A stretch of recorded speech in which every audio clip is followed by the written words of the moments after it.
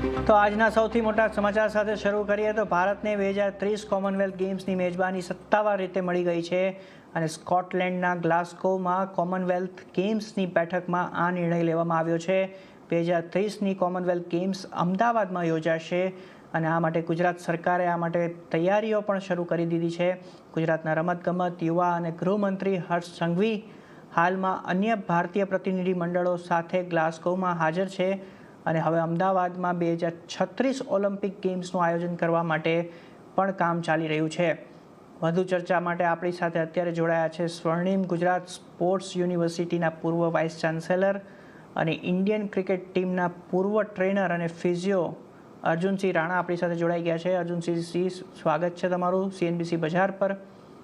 સૌથી પહેલાં ગર્વની વાત છે કે અમદાવાદમાં યોજાશે કોમનવેલ્થ ગેમ્સ 2030 અને આ કેટલી મોટી ગર્વની વાત છે, તમે શું કહેશો? પહેલા સૌથી મોટી ભારત દેશ માટે ગૌરવની વાત છે અને આના માટે બધો જ શ્રેય આપણે પરમ શ્રદ્ધેય વડાપ્રધાન માનનીય શ્રી નરેન્દ્રભાઈ મોદી સાહેબને હું આપીશ. કારણ કે જ્યારે 2001માં મોદી સાહેબ તત્કાલીન મુખ્યમંત્રી બન્યા ત્યારે જ એમને એક સપનું સેવું હતું કે ભારતની અંદર ઓલિમ્પિક્સ આવે. 2010ની અંદર એમને ખેલ મહાકુંભનો પાયો ગુજરાતની અંદર નખાવ્યો અને આજે ખેલ મહાકુંભ મોટું વટવૃક્ષ થઈ અને ખેલો ઇન્ડિયા તરીકે નેશનલ લેવલે પ્રજ્વલિત થઈ રહ્યું છે.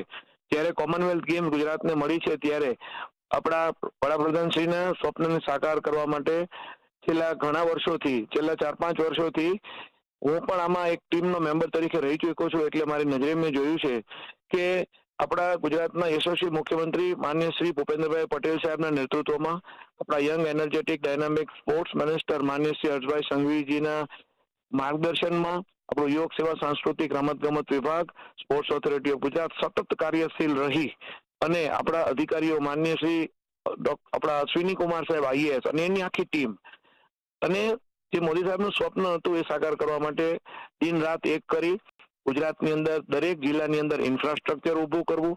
ગુજરાતના 34 જિલ્લાની અંદર જિલ્લા કક્ષાના સ્પોર્ટ્સ ઇન્ફ્રાસ્ટ્રક્ચર, સ્પોર્ટ્સના સ્ટેડિયમ્સ, સ્પોર્ટ્સના એથ્લેટિક ટ્રેક ઉપરાંત તાલુકા કક્ષાના એથ્લેટિક ટ્રેક, ગ્રામ્ય કક્ષાએ પણ એથ્લેટિક ટ્રેક અને નાના સ્ટેડિયમો આબાલવૃદ્ધ બધાને લાભ મળે, ખેલાડીઓને વિદ્યાર્થીઓને લાભ મળે એના માટે પૂર્ણતાના આરે છે. 33 જગ્યાએ તો આપણા જિલ્લા કક્ષાના સ્ટેડિયમો બની ચૂક્યા છે સ્પોર્ટ્સ ઓથોરિટી ઓફ ગુજરાતના માધ્યમ દ્વારા.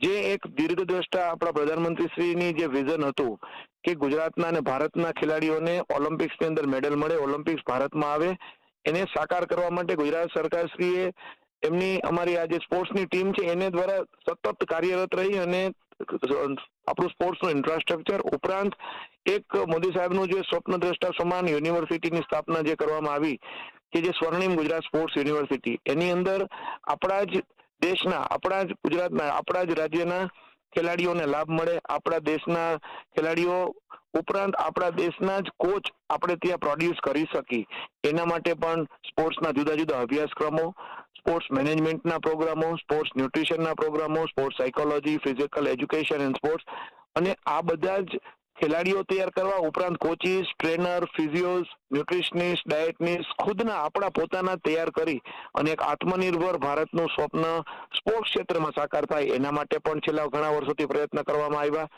ઉપરાંત ગુજરાતના ખૂણે ખૂણે આ જે સ્પોર્ટ્સ ઇન્ફ્રાસ્ટ્રક્ચરનો લાભ આપણા ખેલાડીઓને મળે અને જ્યારે ઓલિમ્પિક્સની વાત આપણે કરીએ છીએ ત્યારે 2022માં નેશનલ ગેમ્સનું આયોજન કરવામાં આવ્યું જેની અંદર 36 ગેમ્સનો ભાગ આપણે લેવામાં વિદ્યાર્થીઓ અને ખેલાડીઓ આવ્યા. આખા ભારત દેશમાંથી 14-15 હજાર ખેલાડીઓએ ગુજરાતમાં ભાગ લીધો અને સફળતાપૂર્વક ગુજરાત સરકારશ્રીના માર્ગદર્શન નીચે રમતગમત યુવા સાંસ્કૃતિક વિભાગે આપણા માનનીય સ્પોર્ટ્સ મિનિસ્ટર હર્ષભાઈ સંઘવીજીના નેતૃત્વમાં અને માર્ગદર્શનમાં આપણે એક સફળતા નેશનલ ગેમ્સમાં પ્રાપ્ત કરી. પછી 2023માં નીટજેમ આવ્યું. નીટજેમ એટલે national inter district athletic tournament કે જેની અંદર 8,000થી ઉપર આખા ભારતના 252થી વધારે ડિસ્ટ્રિક્ટના ખેલાડીઓએ ભાગ લીધો અને એ લોકો એથ્લેટિક્સની અંદર પોતાનું બેઝ તૈયાર કરી અને આગળ વધ્યા.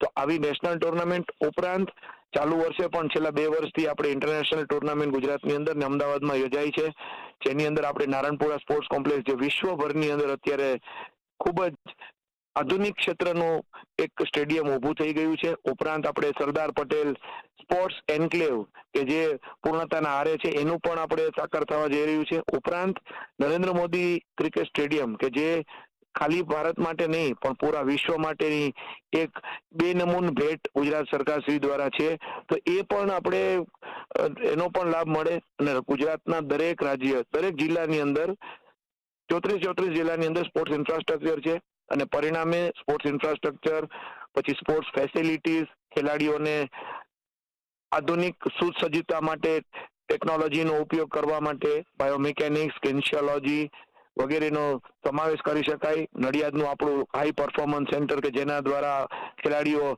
હાઈ પરફોર્મન્સથી પોતાનું પરફોર્મન્સનો વિકાસ કરી શકે સાયન્ટિફિક ટેકનોલોજી દ્વારા. તો આ બધી વસ્તુઓનો સમાવેશ કરીને ગુજરાત અને અમદાવાદ અને આપણું ભારત દેશ આના માટે સક્ષમ છે અને આપણા સરકારશ્રીની જે યોજનાઓ છે એને આપણે જોઈએ તો દરેક ખેલાડીઓ માટે પણ યોજનાઓ આપવામાં આવી છે. તો કોમનવેલ્થ ગેમ એક એવું પ્લેટફોર્મ પૂરું પાડશે કે જેના દ્વારા ગુજરાતના દરેક ખૂણાના ખેલાડીઓને આપણા જે કોમનવેલ્થ ગેમ્સના 72 દેશોના ખેલાડીઓ ભાગ લેવા આવશે ત્યારે એમને જોશે, મોટિવેટ થશે અને આગામી 2036ના ઓલિમ્પિક્સ માટેનો પાયો નખાઈ ચૂક્યો છે એવું આપણે કહી શકાય.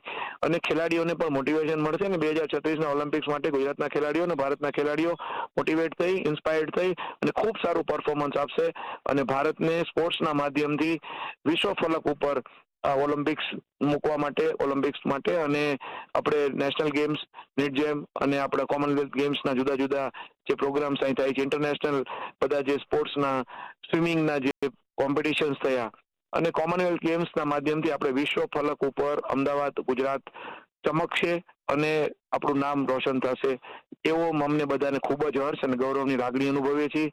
અમે બધા એક સ્પોર્ટ્સમેનો છીએ, રમતગમતના પ્રેમીઓ છીએ અને ખુદ નેશનલ ઇન્ટરનેશનલ પ્લેયરો બધા રહી ચૂક્યા છે. એટલે બધા જ ખેલાડીઓ વતી હું આ બધો શ્રેય અને બધો ખૂબ આભાર ખેલાડીઓ વતી આપણા પ્રધાનમંત્રી માનનીય શ્રી નરેન્દ્રભાઈ મોદી સાહેબને, આપણા યશસ્વી મુખ્યમંત્રી શ્રી ભૂપેન્દ્રભાઈ પટેલ સાહેબને, આપણા young energetic dynamic sports minister માનનીય શ્રી હર્ષભાઈ સંઘવી સાહેબને, માનનીય શ્રી અશ્વિની કુમાર સાહેબ આઈએસ અને બધા જ અધિકારીઓને, sports authority of Gujarat, sports authority of India, આપણા મનસુખભાઈ માંડવિયા સાહેબ અને બધી જ આખી ટીમ જે સ્પોર્ટ્સને આગળ લઈ આવવા માટે પ્રયત્ન કરે છે એમને આખો બધાને શ્રેય આપીએ છીએ અને અમે લોકો આભાર પણ માનીએ છીએ કે આપણે ઓલિમ્પિક્સ પહેલા કોમનવેલ્થ ગેમ્સને ગુજરાતની અંદર અને આપણા ભારતની અંદર લાવી શક્યા, ખાસ અમદાવાદમાં લાવી શક્યા, જેથી આપણા છોકરાઓને ગુજરાતના ખેલાડીઓને ભાઈઓ બહેનોને ઉભરતા પ્રતિભાવાળા ખેલાડીઓને ખૂબ જ સારો લાભ મળશે, મોટિવેશન મળશે અને આ બધાને ગર્વની લાગણીઓ અમે લોકો અનુભવીએ છીએ. આજે અમારા માટે તો દિવાળી છે કે કોમનવેલ્થ ગેમ્સ ગુજરાતમાં આવી તો today is a festival and today is a Diwali for us. જી, તમે એમ કીધું કે તમારા માટે દિવાળી છે, આમ તો ગુજરાત માટે પણ દિવાળી કહી શકાય કારણ કે ભલે સ્પોર્ટ્સ સાથે સંકળાયેલા લોકો ના હોય પરંતુ ગર્વની વાત છે કે સ્પોર્ટ્સની આટલી મોટી ઇવેન્ટ ગુજરાતમાં અને અમદાવાદમાં થઈ રહી છે. આ માત્ર તમે જેમ વાત કરી તેમ ખાલી અમદાવાદના સ્પોર્ટ્સ એથ્લીટ કે સ્પોર્ટ્સ મેન માટે કે વુમેન માટે નથી, આ આખા ગુજરાત અને આખા ભારતના સ્પોર્ટ્સ વુમેન અને મેન માટેનું આ ઇવેન્ટ બનશે અને એ લોકોને ફાયદો થશે.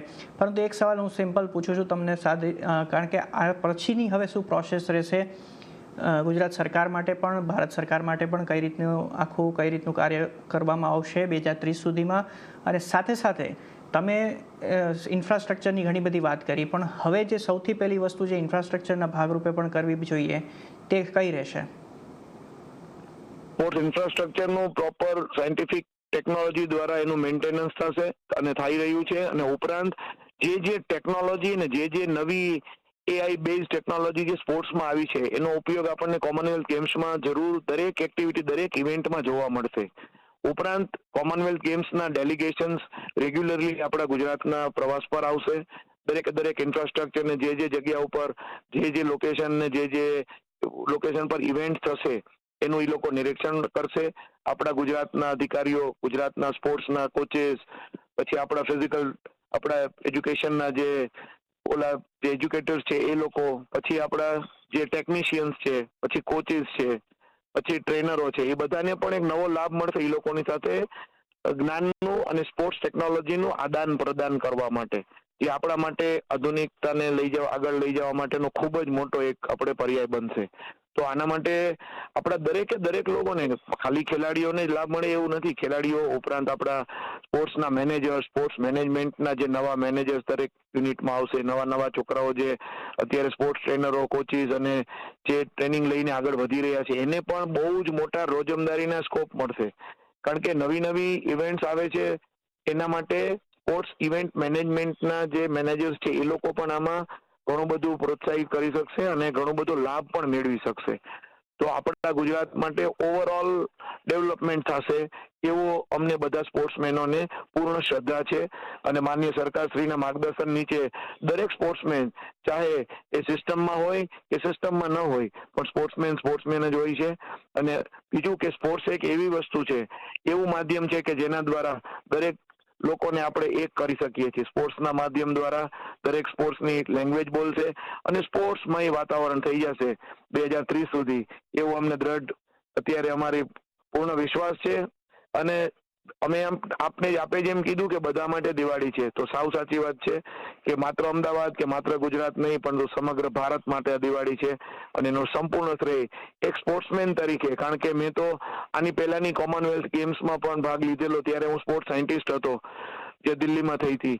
તો એ અને અત્યારનું કમ્પેરિઝન પણ ઘણીવાર હું કરું છું કે સ્પોર્ટ્સ ઇન્ફ્રાસ્ટ્રક્ચર આજથી 25 વર્ષ પહેલા કેવું હતું કે જ્યારે અમે લોકો રમતા ત્યારે, અને અત્યારનું સ્પોર્ટ્સ ઇન્ફ્રાસ્ટ્રક્ચર કેવું છે, ફેસિલિટીઝ, આધુનિક ટેકનોલોજી, આધુનિક કોચિંગ, સાયન્ટિફિક ટ્રેનિંગ, અને ઇન્જરી થાય તો ઇન્જરી મેનેજમેન્ટ પણ કેમ કરવું. સ્પોર્ટ્સ મેડિસિન સેન્ટર્સ એટલા બધા અત્યારે ગવર્મેન્ટ ઓફ ગુજરાતે ખોલ્યા છે, સ્પોર્ટ્સ ઓથોરિટી ઓફ ગુજરાતે, કે જેની અંદર ખેલાડીને પહેલા તો how to prevent the injury and if injury occurs how to rehabilitate the injury, એનું પણ સંપૂર્ણ જ્ઞાન ખેલાડીને આપવામાં આવે છે.